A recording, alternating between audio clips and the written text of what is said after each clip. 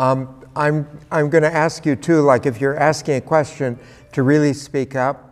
I am kind of hard of hearing. I know you think that just happens to married men, but actually I have trouble hearing too.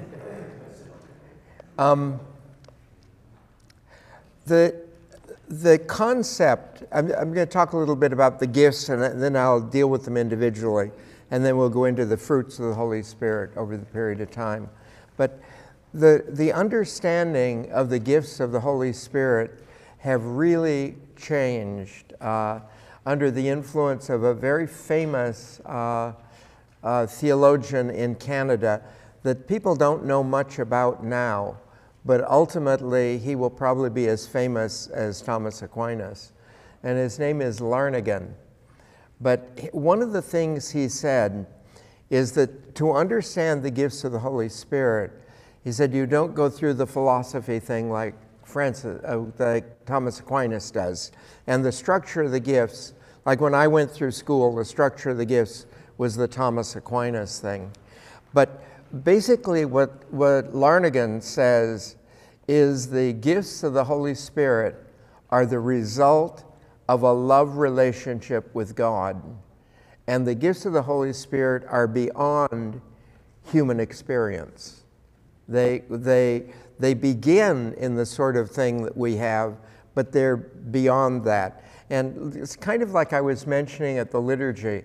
Thomas Aquinas said that, this gift of wisdom sort of alters the view of everything.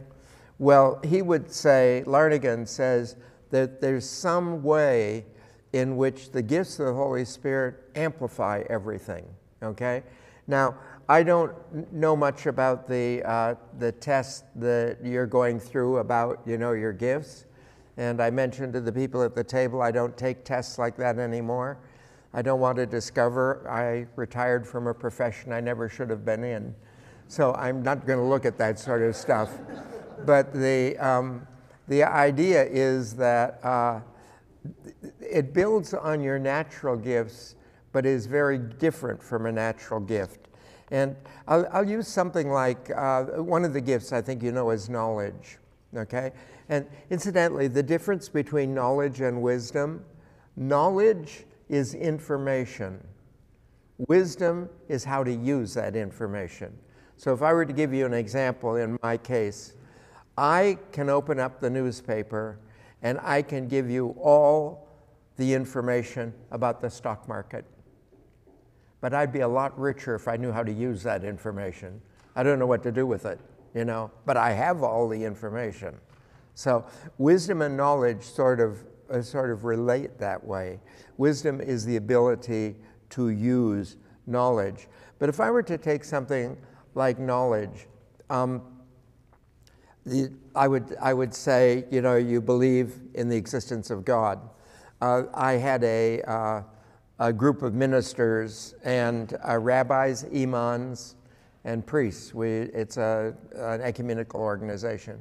And so we were meeting one time, and oftentimes they'll throw out a question to kind of use as a discussion. And one of them threw out a question I thought was amazing because it's not the sort of thing you would ask religious leaders. I wouldn't anyway. But he asked, how many of you believe in God and why? Well, you may not know this, but about a third of them didn't believe in God, okay? And thirds of them did. But they were very interesting. One of the rabbis, a professor in college before he came to a synagogue in San Luis, very well educated and everything, they asked him, do you believe in God? He says, yes. They said, why do you believe in God? My mother told me there's a God. And you think, well, that's a pretty silly reason. Isn't it interesting? It's a silly reason that gave him a truth. And I'd be willing to bet every one of the people in the room who did not believe in God had been told by their parents there was a God. Why did he believe it and they didn't? That's the gift. It is a gift, irrespective of how you think you came about it. It used to amaze me when I was in college. I did my last few years at UC Berkeley, and it was in the 60s, It was like being at the center of the world. I've never seen so much, going on. And to me, I'll tell you the thing that most impressed me, this probably sounds silly. What most impressed me about Berkeley was a parking lot, okay?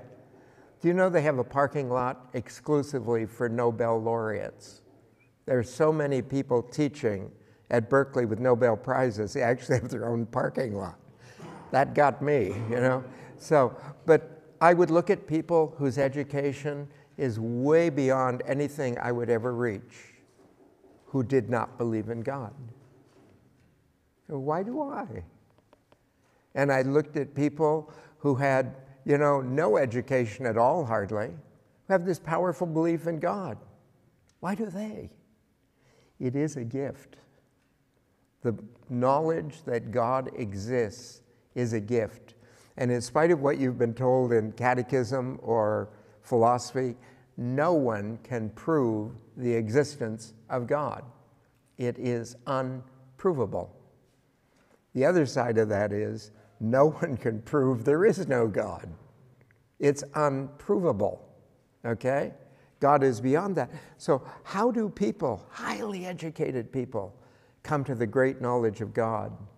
It's a gift. They may tell you all kinds of arguments, as Thomas Aquinas does, but there are people just as brilliant who don't believe in God. And to understand, when we talk about knowledge from the Spirit, we're talking about a gift. It is knowledge that is a gift, and it comes to us from the Spirit for whatever reasons.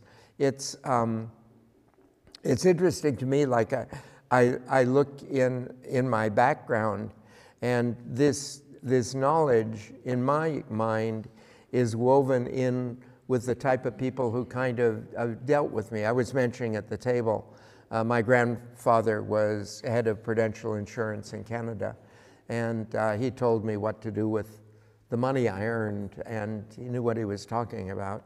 And it served me very well. But he had lots of grandchildren. I have over 100 first cousins. He had lots of grandchildren, and most of them didn't follow it.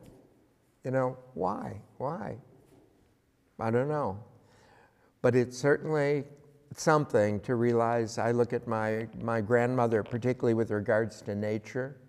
My grandmother was full-blooded Native American. I have a fascination with nature, and nature teaches me a huge thing about the way people relate and all this sort of stuff. And I'm not looking at things any different than anyone looks when they walk around the thing. And why is that? And that's gift. It is the gift of knowledge. Knowledge resides everywhere in this world. It resides in reading. It resides in experience. It resides in all these things. But there's some ability to access it, and some isn't. And in the accessing of it, sometimes you reach beyond it. That's the gift area. So I was noticing this guy who does the cosmos, the show about the cosmos, the one who's descended from the other guy who did it. But anyway, he doesn't believe in God or anything. And I was watching him on a show, and he was discussing the cosmos. And the guy who was interviewing him said, why did you choose the cosmos as a subject you would study? He said, I don't believe I chose the cosmos. I believe the cosmos chose me. I was thinking to myself, that's the first step to the belief in God. He's on that path whether he knows it or not, because the cosmos is inanimate, and he knows that. But this idea, did the cosmos choose you? Well, the cosmos doesn't make choices. Then who in the cosmos did choose you?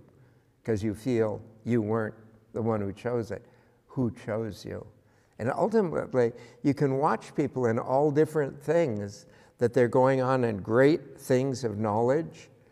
And actually, if you're seeking the truth, we said that earlier, if you're seeking the truth, you're seeking Jesus, no matter what you think you're after. The end of the path of truth is Jesus. Now, oftentimes, the paths that people take to truth are very distorted by other people. I'll give you one example. I presume all of you know about evolution and how evolution works and how the world came to be through evolution and how animals through evolution, everything. You know, that was all developed by a young man by the name of Darwin. And what people really forget is Darwin was a deeply religious man. In his understanding of the universe, that never led him away from God. That led him to a deeper understanding. And near the end of his life, he said, I have discovered God's tool. That the evolution is what God used to put about what he was doing. But he never said, you know, creation or evolution. He never said that at all, ever. He was a deeply religious man. Should also mention his father was an Episcopalian minister.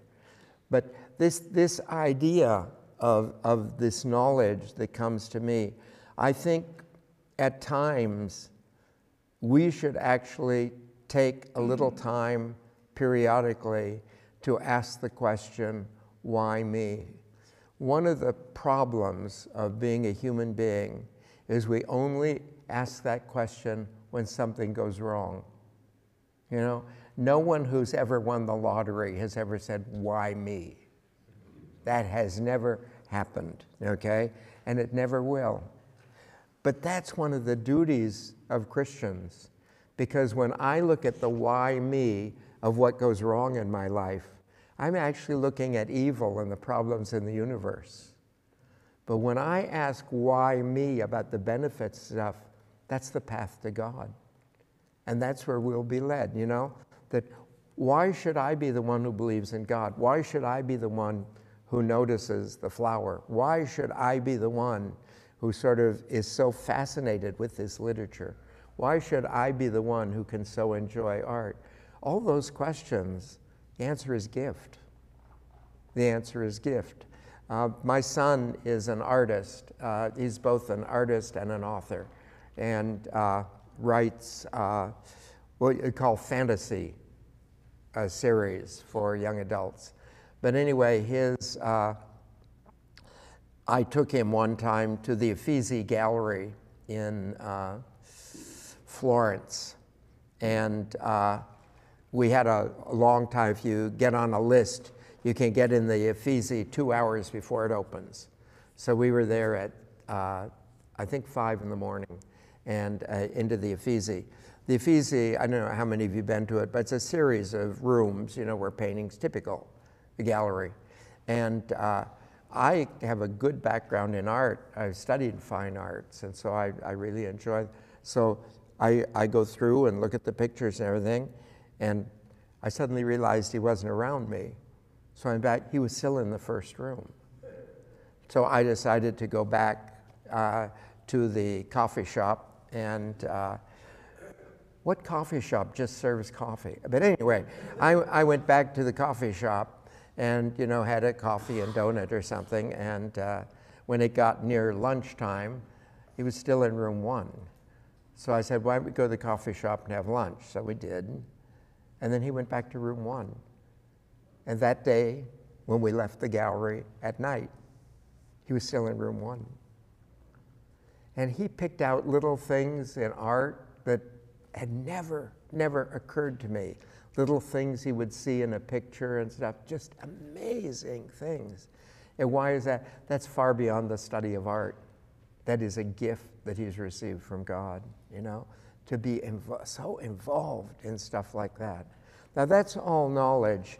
Now, wisdom has to do with how we relate to knowledge and how we use it.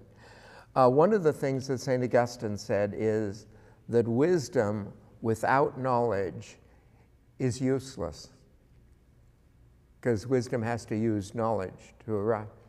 But he says knowledge without wisdom is dangerous. And so what you want to do is sort of to get the both of them. Now, what is wisdom? Wisdom is allowing this particular experience or depth of experience to alter us and to change us. And wisdom is connected with age. And one of the reasons is true wisdom is born from your experience. Like, you know, you can learn a lot of things. I think one of the really funny things, you find this out from parents all the time, that there's something they're telling their kid about, and they tell their kid about it and explain it and all this sort of stuff to their kid. And one day their kid comes home from school and says, "Do you know what the teacher said?" You want to slap the kid. You say, "I've been telling you that every day for the last 15 years of your life," you know? But why did they get it? And that's the idea. There's certain things you need to learn by living, and you cannot learn by explanation. You can get information that way, but the wisdom of it comes by somehow connected to life. And the curious thing in human life, you and I learn more by our mistakes than by what we do well. The main learning point for all of us is our mistakes. And my father used to tell me when I would get involved in these different things, and he was very consoling of me as a youngster, but he says the key thing to human life is make all your mistakes when you can survive them as a child, okay? And then you can have all that knowledge. He says, you don't want to make those mistakes later on in life. They'll kill you, okay? But make these mistakes. And the mistakes are ways in which we actually grow. The gift of wisdom, there's some people who go on making the same mistake their whole life. Now that we're talking human wisdom there. But going on making the same mistake, there is no wisdom in there at all, no natural wisdom. Okay? Now, remember, the Spirit builds on the natural gift. And so this spiritual gift of wisdom takes the wisdom you discover in the world, it raises it to the supernatural level so that you will notice relationships in the world, but spiritual wisdom will call you to move that relationship back to God. And there are certain saints that are just, you know, enmeshed in wisdom. And I'll give you one that I don't know, how many of you have ever read any of the art books by Sister Wendy? Ever read any of her art books? She's a cloistered nun in England who does these amazing art books. She goes through galleries and does commentaries on the thing. And she did it because she needed to raise money for the convent. But she's basically a hermit, and she goes back and lives in the thing. But anyway, a book of her letters has just been published called Dearest Sister Wendy. Someone was writing to her, and she was writing back and forth. But you see that in everything she sees, she acquires this great wisdom and this great understanding. She can go into a gallery, stand in front of a painting, and do a great deal on the painting, and then you listen to her, and she's talking about a 4-year-old kid on the other side of the gallery, the way he was dealing with painting. And she's alert to this wisdom by what goes on in her life. She learns from these things. And if you're a student at all of like Greek literature, or even the parables, that, you know, often the parables learn from nature. Like, for instance, I think yesterday's, one of the Gospels in the past few days talks about a farmer plants the seed and doesn't know what's going to happen or how it works or anything like that. He just hopes it rains, and then he ends up with the grain. And the idea is that wisdom is very much like that, of watching nature and watching the interaction of people and that sort of thing. But wisdom becomes this powerful thing in being able to put things together. An example, I would say, my community, my native community is the Assiniboine, and they're a tribe in Canada. They are the northern half of the Sioux. If you go to the Canadian border, Sioux in Canada are called Assiniboine, and Sioux in the South are called the Sioux. But they're Plains natives, lived off the buffalo and that sort of stuff. But it's curious, when they have meetings in the community, there are two levels basically to the community. The first level is what's called the warrior level, and historically, a man became a warrior. Well, usually about 15, he would begin to participate with the raids and hunting and stuff. You become a warrior. A woman traditionally becomes a warrior the day she gets married, wherever that is, in the system. And then at a certain point in your life, you become an elder. And in the native tradition there, you can choose when you want to be an elder. And then you become an elder. But where being a warrior or an elder is really important is at meetings where decisions are made. When they gather as a group, if you're a member of the warrior group, you can bring up any topic for discussion. If you're a member of the elder group, you cannot bring up a topic. You're not allowed to bring up a topic. Once everything is finished, when you vote on things, if you're a warrior, you can't vote. If you're an elder, you can vote. And why do they do that? They do that because elders will tend to look at the way things are always done and won't really bring up the new ideas. But the warriors will. They'll bring up all kinds of new ideas.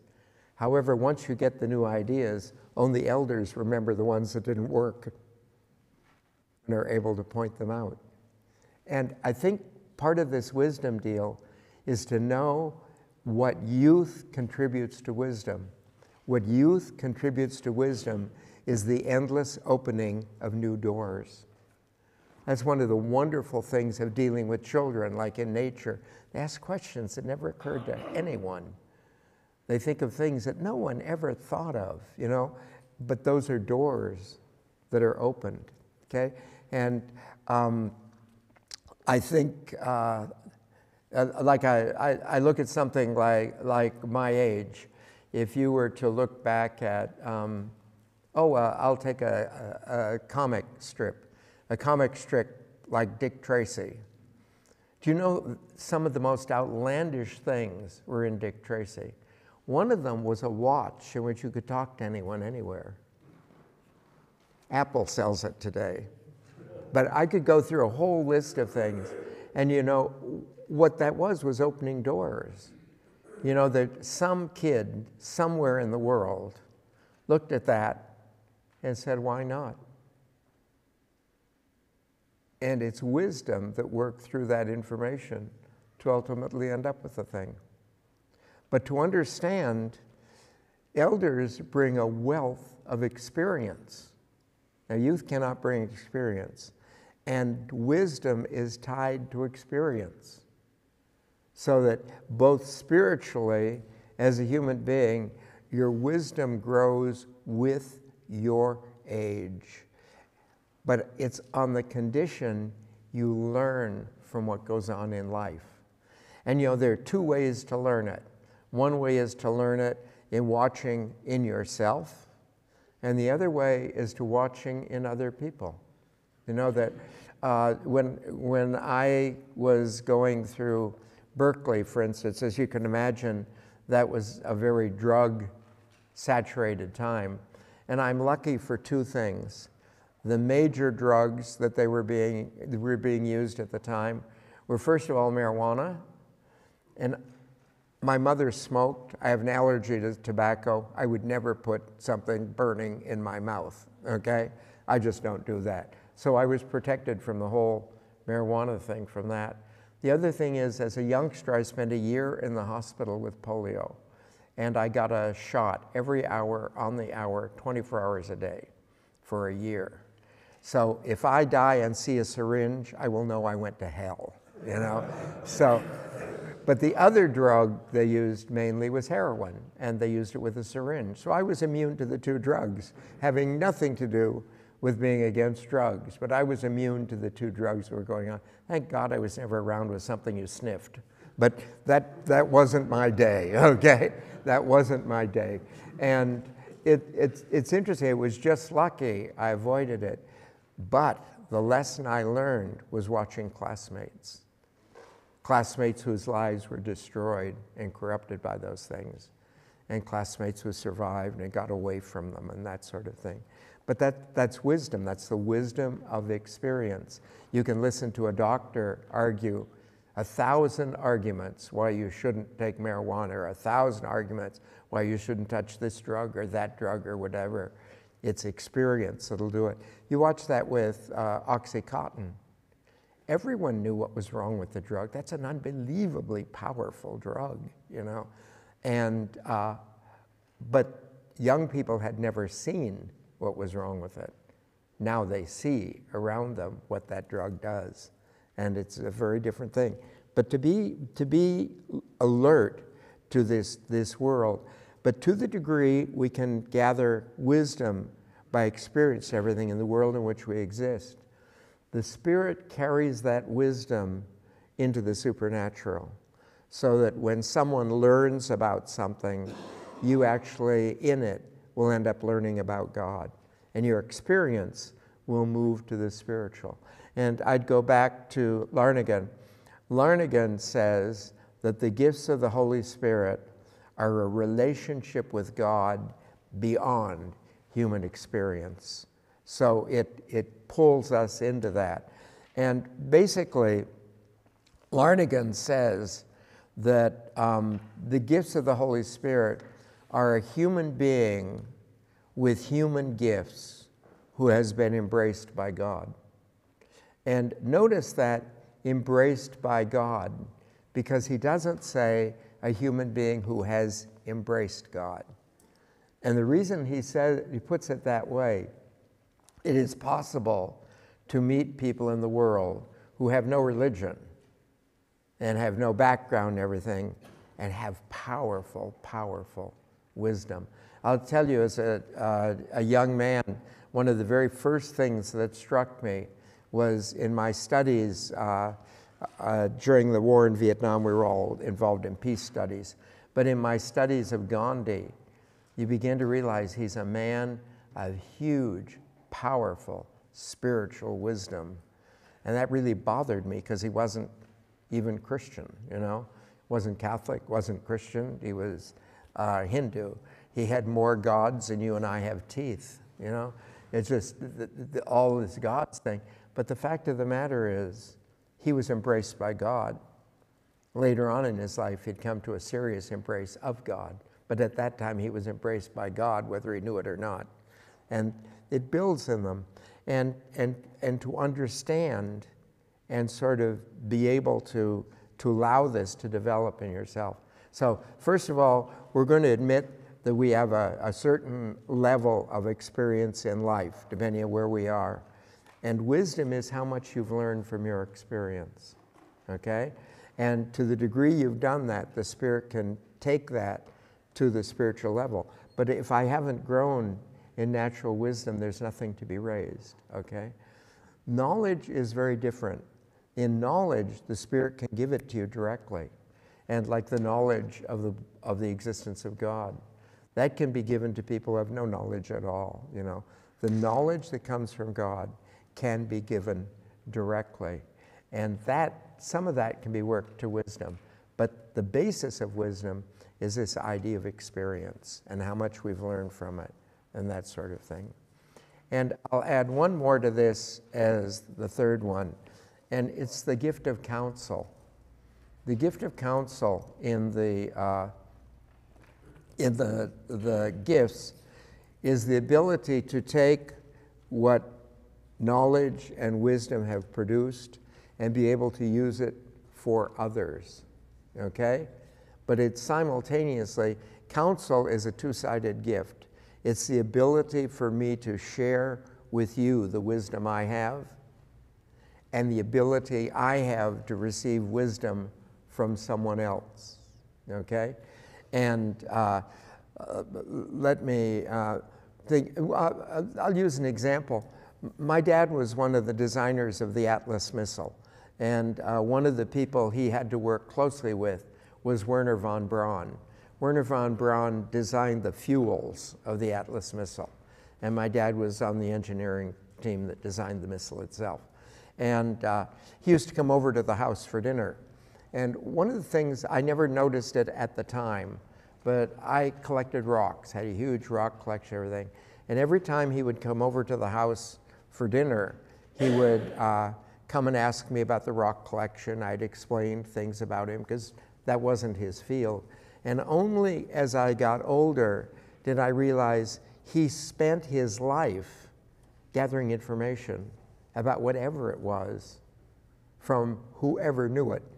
And if the guy who knew it was a 10-year-old kid, that's where he got it, you know? My favorite thing of him, one of the things I did in class for a science exhibit, I went to my rock collection and took natural crystals, quartz, tourmaline, garnets. I took a whole collection of natural shaped crystals and then reproduced each one in a lab. So that, not that I reproduced, let's say, I could produce a salt crystal, I could produce a sugar crystal, but through these different things you can find the shapes of all the other crystals in natural things and just use it. So I did that. But anyway, one of the things that you can do is that if you take salt and dissolve it in water till no more salt will dissolve, that's called a supersaturated solution. If you can get that cool without any crystals forming, you can drop in a grain of salt and it'll form to a crystal instantly. And you could get a salt crystal a foot to a side, a cube. All that salt, how much is in the water, will go to a single thing. You can do that with salt, sugar, and everything. Anyway, I was trying to do that with salt at home and was very unsuccessful with it. And he came over one time, and we were talking. I was explaining that I couldn't do this. He says, will you come, have your father make an appointment with me, and you come down to my lab? So I went down to his lab, and what I found out later was the difficulty is I could not get dust out of the air. And as dust would land in the solution, crystals would start to form around the dust. So you didn't have all this, you know, that could pull together. So he put me in a dust-free room and an outfit and everything, and had a couple of guys who went in there and helped me, and I got a 1-foot thing. He asked if he could have it for his desk, and I made another one for the science exhibit. But this idea of being open to the doors that young people open to you and never lose that in your life.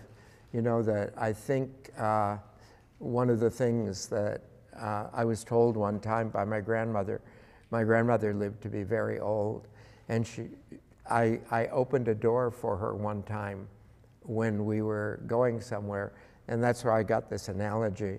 She says, it is the duty of youth to open the doors and the duty of age to walk through the doors the youth have opened. And that's basically, you know, don't open your own door to set thing, the Assiniboine deal, you know? Let the youth open the door and then walk through one of the doors they have opened. But as an elder, it's not your duty to open doors, it's your duty to walk through them. As a youth, it's your duty to open the doors, not to walk through them, okay? Just a really strange thing. Anyway, the final one I'm going to go through is counsel, this ability to pass it on. One of my favorite stories in the scriptures is where Jesus meets the woman at the well in Samaria. And it's very obvious at the end of the reading that Jesus knows about her colorful marital life. And Jesus doesn't deal with it.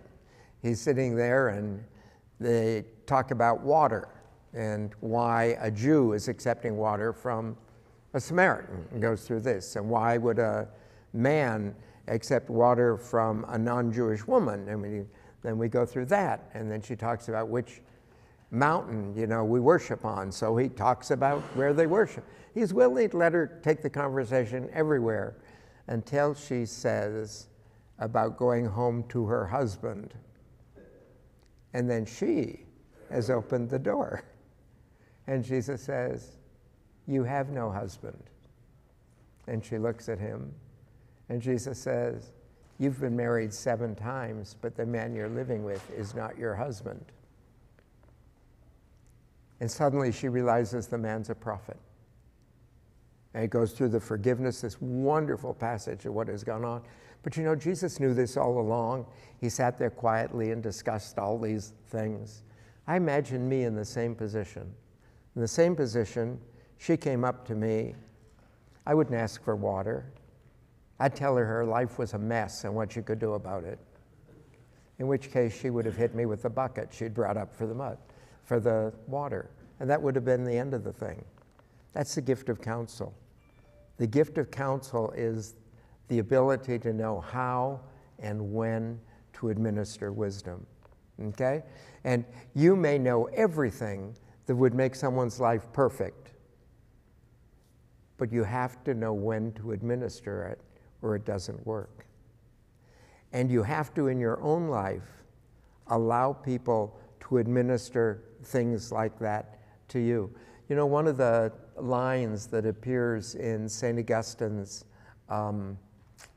Confessions, which is basically his autobiography, he said, "The people who have made me a saint are my enemies," because he listened to everything people told him was wrong with him. And to listen to it doesn't mean it's right, but you'll never know if it's right or wrong if you don't listen. So you can listen to it. And enemies tend to make up all kinds of things against you, but it's been my experience, enemies who make up things against me are usually exaggerating something that is really wrong with me. They are usually exaggerating something that is in fact a truth. And if I narrow it down to what it is, then I can work on it and find out what it is.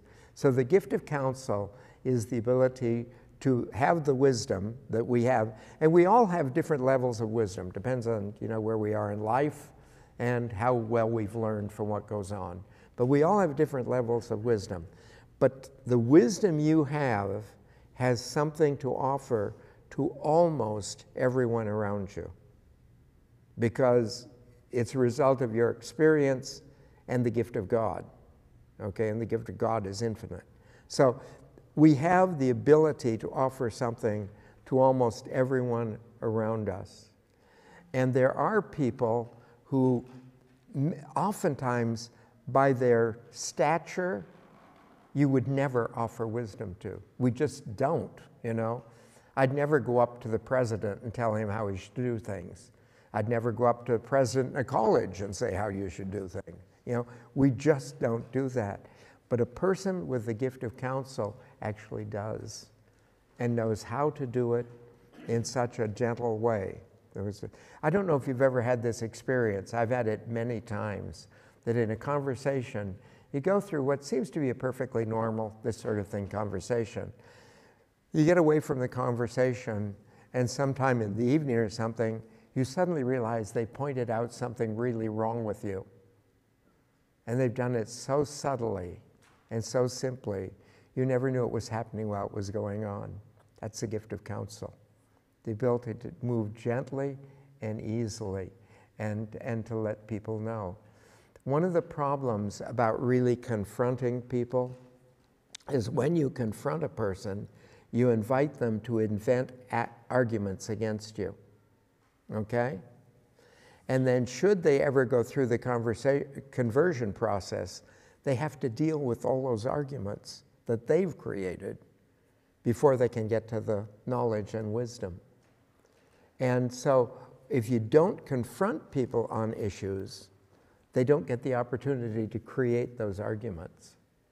And then all you have to do is deal with the real argument or the real resistance in the person.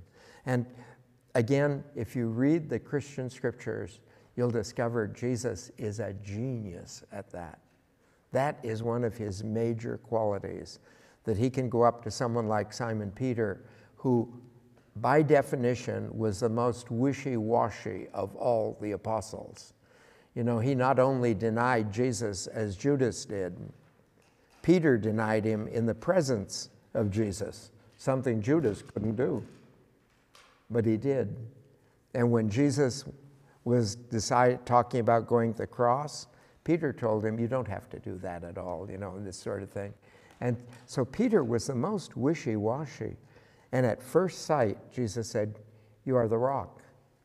And then you watch through the Christian scriptures, he brings him into being the rock.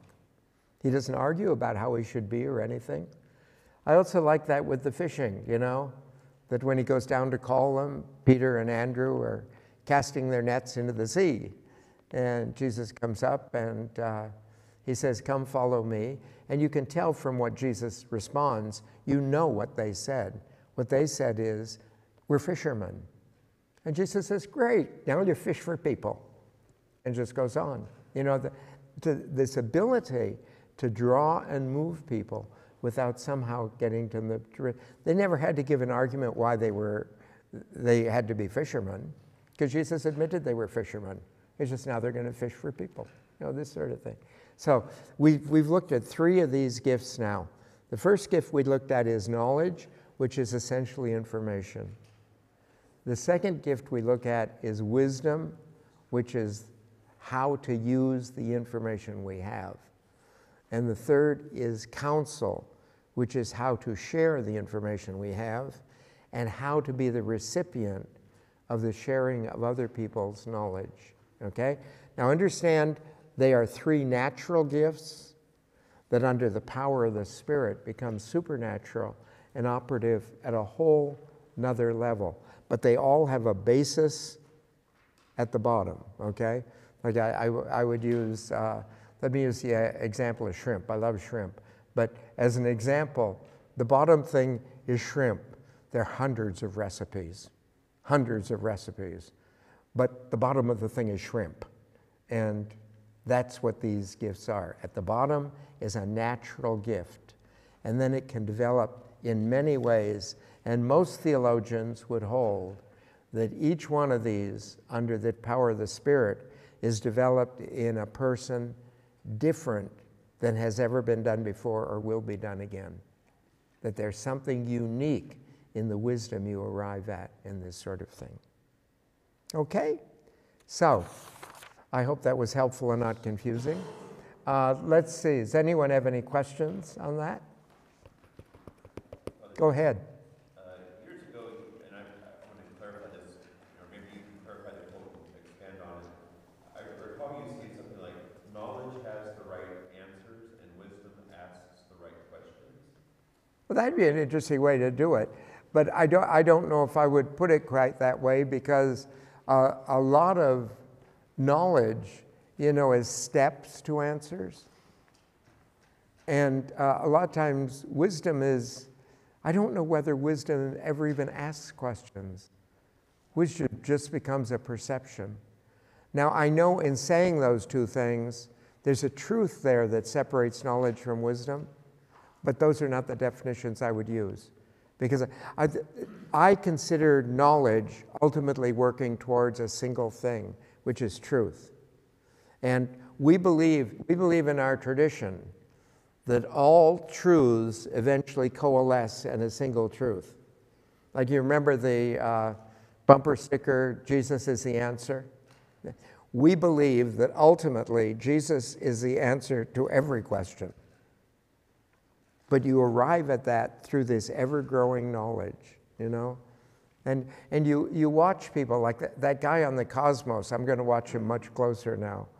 But he starts out total atheist, all this sort of thing, and begins with all this stuff and starts moving. He speaks beautifully of the universe. And then he says that the universe grabbed him. That's a whole step. You don't find that in science. That's a whole step into the spiritual realm. And I see it working that way, okay? But wisdom is how we can use knowledge. And knowledge is basically facts. Okay, someone else have a hand up over here? Anyone else? Go ahead. What's the, just a quick one, what's the spelling of Larnagan, you said? Is it Larnagan, yeah. just like it sounds? Oh, I'm guessing I'm no good at spelling. But that's That's the pronunciation. That's pronunciation. Yeah, Larnagan. Yeah. And I think he taught at the university either of Toronto or McGill. McGill University or Toronto, I don't know which one. But his stuff, you know, he is the first non-German who writes as incomprehensibly as the Germans. And I don't know why but he's very, very, you know, that when he comes to conclusion, the thing I would say about Larnagan, from my perspective, when he comes to conclusions like, you know, that the, what you call it, the gifts of the Spirit are the embrace of a loving God, that's beautiful. That's mystical. But his arguments to get there would drive you to drink, which of course isn't that serious a problem. But I mean, it's just, he's crazy. Anyway, anyone else? Okay, do you want to take it? One of the things I was going to mention to you, if after your individual discussions you come up with questions, I'd be happy before the talk if I can quickly deal with any questions you call out of that, okay, in the next talk. Okay, thank you.